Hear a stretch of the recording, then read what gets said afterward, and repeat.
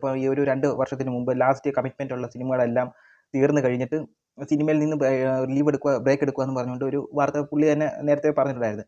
അതിനുശേഷമാണ് ഈ ജനനായകൻ റിലീസാകുന്നതിന് ശേഷം പുള്ളിയുടെ അടുത്ത് ഇപ്പോൾ ഒത്തിരി പേര് ഇപ്പം മമിത ബൈജു, യുവ നടി മമിത ബൈജു ഒക്കെ ചോദിച്ചിട്ടുണ്ട്. ഇപ്പം ഇൻ്റർവ്യൂവിലൊക്കെ അത് കിടക്കുന്നുണ്ട്. അപ്പം പുള്ളി പറഞ്ഞതെന്ന് പറഞ്ഞാൽ 2026 ഇലക്ഷൻ കഴിഞ്ഞിട്ട് നോക്കാമെന്നുള്ള രീതിയിലാണെന്നാണ് പറഞ്ഞ് വെച്ചേക്കുന്നതെന്ന്. അപ്പോൾ എൻ്റെ ഒരു അഭിപ്രായം ഞാൻ പറയാം. എൻ്റെ ഒരു അഭിപ്രായം ഞാൻ ഈ വീഡിയോയിലോട്ട് ഷെയർ ചെയ്യുകയാണ്. അതായത് വിജയൻ ഇനി 2026 കഴിഞ്ഞിട്ട് ഇലക്ഷൻ കഴിഞ്ഞിട്ട് സിനിമയിൽ അഭിനയിക്കണോ അതോ ഫുള്ളായിട്ട് രാഷ്ട്രീയത്തിൽ ഇറങ്ങണോ, ഇതിനുള്ള ഒരു മറുപടി എൻ്റെ മാത്രം ഒരു അഭിപ്രായം ഞാൻ ഈ വീഡിയോയിലൂടെ ഷെയർ ചെയ്യുകയാണ്. അപ്പം വീഡിയോ അവസാനം വരുന്ന കാണണം. എൻ്റെ ഈ ചാനലൊന്ന് ഒന്ന് സപ്പോർട്ട് ചെയ്യണം. അപ്പോൾ 2026 ഇലക്ഷൻ കഴിഞ്ഞിട്ട് വിജയ് അഭിനയിക്കണോ വേണ്ടയോ എന്നാണ് ഇപ്പം ഒരു ചോദ്യം. അത് എൻ്റെ ഒരു അഭിപ്രായം എന്ന് പറഞ്ഞാൽ, ഞാനൊക്കെ എൻ്റെ കൊച്ചുനാളിൽ തൊട്ട് ഞാൻ സിനിമ കണ്ട് എന്ന് വെച്ചാൽ ഈ വിജയ് എന്ന് പറഞ്ഞൊരു ആക്ടറെ കണ്ടാണ് ഞാൻ ഇഷ്ടപ്പെട്ടത്. അപ്പോൾ അന്ന് ഒന്നും രാഷ്ട്രീയമായിട്ടൊന്നും എനിക്ക് വലിയ ഇഷ്ടമില്ല. പക്ഷേ വിജയ് ആക്ടറായിട്ട് കാണാനായിരുന്നു എനിക്കിഷ്ടം. അപ്പോൾ പുള്ളി ഈ രാഷ്ട്രീയത്തിലോട്ട് ഇപ്പം തുടങ്ങിയ പരിപാടിയല്ല, എനിക്ക് തോന്നുന്നു വർഷങ്ങൾക്ക് മുമ്പേ തുടങ്ങിയ പരിപാടിയാണെന്ന് തോന്നുന്നു. അതായത് ഈ തലൈവയൊക്കെ ഇറങ്ങിയ സമയത്ത് എനിക്കൊന്ന് തുപ്പാക്കി കഴിഞ്ഞിട്ട് തലൈവ ഇറങ്ങി. ഞാൻ ഫസ്റ്റ് ഷോ കണ്ട സിനിമയാണ് തലൈവ. ഫസ്റ്റ് ഷോ അല്ല, മാറ്റിനിയാണ്. ഫസ്റ്റ് ഷോ എനിക്ക് പോകാൻ പറ്റിയില്ല, മാറ്റിനിക്കാണ് പോയത്. അപ്പോൾ അന്ന് ഒരു ടോക്കിംഗ് ഉണ്ടായിരുന്നു, തുപ്പാക്കിയെക്കാട്ടിലും വലിയൊരു ഹിറ്റാകാൻ പോകുന്ന സിനിമ തലൈവ. നല്ലൊരു സിനിമയും കൂടിയായിരുന്നു തലൈവ. പക്ഷേ തമിഴ്നാട്ടിൽ ആ സിനിമ റിലീസാക്കിയില്ല. എന്തോ ഒരു രാഷ്ട്രീയത്തിനെ പറ്റി പറയുന്നുണ്ട്. അന്നത്തെ ജയലളിത മുഖ്യമന്ത്രിയായിരുന്ന ജയലളിത ഇതേപോലെ അത് റിലീസ് തടയുകയും പിന്നെ വിജയും കുറേ അതിനകത്ത് പ്രവർത്തിച്ചവരെല്ലാം കൂടി ജയലളിതയുടെ വീട്ടിന് മുന്നിൽ കുറേ സമരമൊക്കെ നടത്തിയിരുന്നു. വിജയ് എന്ന് പറഞ്ഞൊരു ക്യാരക്ടറിനെ വെച്ച് നോക്കുകയാണെങ്കിൽ ഇപ്പം ഇനി സിനിമയ്ക്കകത്ത് ഇനി പുള്ളിക്ക് ചെയ്യാനൊന്നുമില്ല. കാരണം എന്ന് പറഞ്ഞാൽ ചെയ്യാനൊന്നുമില്ലെന്ന് പറഞ്ഞാൽ പുള്ളിക്ക് അച്ചീവ്മെൻ്റ് ഒന്നും കിട്ടിയിട്ടില്ലെങ്കിൽ കുറേ ഫാൻസുകാരെ കിട്ടിയിട്ടുണ്ട്. അപ്പം പുള്ളിക്ക് ഇനി ചെയ്യാനില്ല. ഇനി പുള്ളി ചെയ്താലും ഈ കണ്ട് സ്റ്റോറി തന്നെ എടുക്കത്തുള്ളൂ. അതിനെക്കാട്ടിൽ നല്ലത് ട്രോള് മേടിച്ച് അല്ലെങ്കിൽ പുള്ളി അതിന് ഈ ലാസ്റ്റ് പടം ഞാൻ വിചാരിച്ചിരുന്നതെന്ന് പറഞ്ഞാൽ വെട്രിമാറിൻ്റെ കൂടെ എല്ലാം ചെയ്ത് നല്ലൊരു പവർഫുൾ ഒരു ആക്ടിങ് കാണിച്ചിട്ട് റിട്ടയർഡ് ചെയ്യാനായിരുന്നു എൻ്റെ ഒരു ആഗ്രഹം. പക്ഷേ ഇനി സിനിമയിൽ ഇതുപോലെ വന്നു കഴിഞ്ഞാൽ പുള്ളി ഇപ്പോഴും ആ പഴയ പരിപാടി തന്നെ ചെയ്യത്തുള്ളൂ. അതായത് ഫാൻസുകാർക്ക് ഡപ്പാംകുത്ത് സോങ്ങും ഇതൊക്കെ വെച്ചുള്ള ഒരു എന്താ പറയുന്നത്, ഒരു അവിയൽ ഒരു പടവേ പുള്ളി ചെയ്യത്തുള്ളൂ. അപ്പോൾ അതിനെക്കാട്ടും നല്ലത് പുള്ളി ഇനി ഈ ഒരു തീരുമാനത്തിൽ തന്നെ നിൽക്കുന്നതായിരിക്കും നല്ലത്. പിന്നെ CM ആവണമെങ്കിൽ ഏറ്റവും ബെസ്റ്റ് ചാൻസ് 2026 വിജയ്ക്ക്. അത് കഴിഞ്ഞിട്ട് അത് കിട്ടിയില്ലെങ്കിൽ പിന്നെ കിട്ടത്തില്ല. പക്ഷേ ഏറ്റവും ബെസ്റ്റ് ചാൻസ് 2026. അത് ഇപ്പോൾ ഞാൻ അതിനുള്ള കാര്യങ്ങൾ പറയാം. തലൈവ ഇറങ്ങിയ സമയത്ത് ഇതേപോലെ വിജയ് നിരാഹാരം അങ്ങനെയൊക്കെ കടന്ന് ഒത്തിരി പരിപാടിയൊക്കെ ജയലളിത കാണിച്ചായിരുന്നു എൻ്റെ ഇടയ്ക്കൂടെ നിന്ന്. അപ്പം പാടുപെട്ടൊക്കെയാണ് ആ സിനിമ റിലീസാക്കിയത്. 10-12 ദിവസം കഴിഞ്ഞിട്ട് റിലീസാക്കിയത്. എന്നിട്ടും ആ സിനിമ വലിയ ഹിറ്റായില്ല. ആ സമയത്ത് രാഷ്ട്രീയ പരിപാടി കൊണ്ടുവരാനാണ് ഹിറ്റാവുന്നത്. അന്ന് തൊട്ടേ വിജയുടെ മനസ്സിൽ കിടപ്പുണ്ടായിരിക്കും ഇതേപോലെ ഇനി ആ സമയത്തുള്ള വിജയ് നമുക്കറിയാം അങ്ങനെ പൊതുവെ മിണ്ടാതിരിക്കുന്ന ഒരു വ്യക്തിത്വമുള്ള ഒരു വ്യക്തിയാണ്.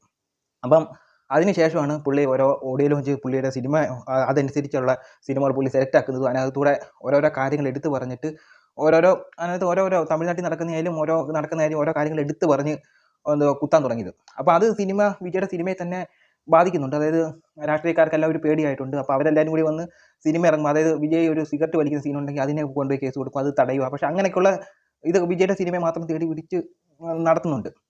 അപ്പോൾ ഇതെല്ലാം വിജയ് കണ്ടുകൊണ്ടിരിക്കുക. അപ്പോൾ അതിന് ശേഷമാണ് എന്താണെന്ന് വെച്ചാൽ നമുക്ക് പുള്ളി നല്ല പവർഫുള്ളായിട്ട് കാര്യം പറയാൻ തുടങ്ങിയത് അതിന് ശേഷമാണ്. അപ്പോൾ അങ്ങനെ ഇരുന്നിട്ട് കാര്യമില്ല. അപ്പോൾ എല്ലാവർക്കും മനസ്സിൽ കാണും ഇതേപോലെ CM ആവണമെന്നൊരു മനസ്സിൽ കാണും. പണ്ട് ജയലളിത കാണിച്ചത് വിജയുടെ മനസ്സിൽ കിടപ്പുണ്ടായിരിക്കും.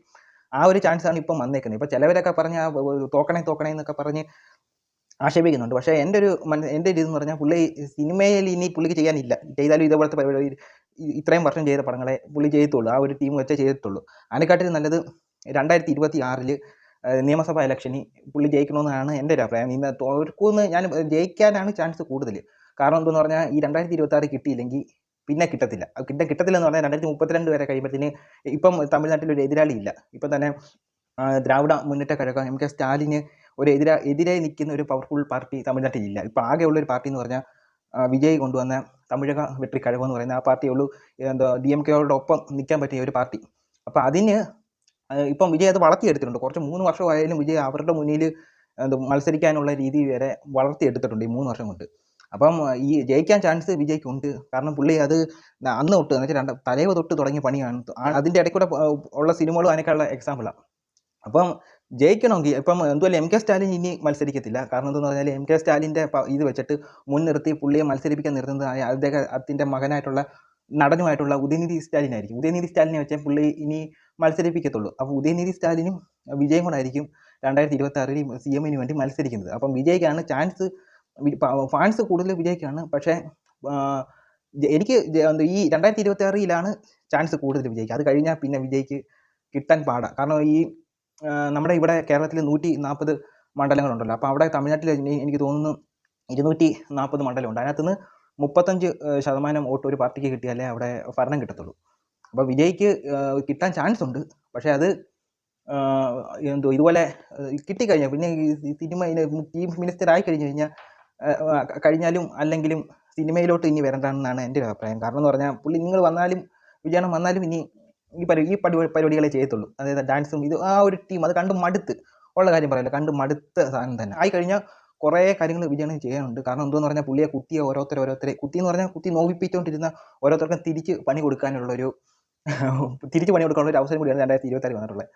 അപ്പം അതിനുള്ളൊരു അവസരം കൂടി ആ പുള്ളി അന്ന് മനസ്സിൽ കണ്ടായിരിക്കും. അതിപ്പോൾ 2026 നടക്കട്ടെ, CM ആവട്ടെ, മാറ്റങ്ങൾ വരുമായിരിക്കും. അതിപ്പം ഇൻക്ലൂഡ് ഇപ്പം കേരളത്തിലും തമിഴക വെട്രിക്കഴകം മത്സരിച്ചാൽ നല്ലത്. കാരണം ഈ 140 ഒരു സീറ്റെങ്കിലും ഈ തമിഴക വെട്രിക്കഴകം പിടിച്ചു കഴിഞ്ഞാൽ കുറച്ചൊക്കെ കാര്യങ്ങൾ നമുക്കും പിന്നെ അവിടുന്ന് തുടങ്ങട്ടെ. അത് ചാൻസ് കുറവാണെങ്കിലും തുടങ്ങട്ടെ. ഈ കാര്യം ഒന്ന് ഷെയർ ചെയ്യണമെന്ന് തോന്നി. അതാണ് ഈ ഒരു വീഡിയോ ആയിട്ട് വന്നേ. അടുത്തൊരു വീഡിയോ ആയിട്ട് വരുന്നത്.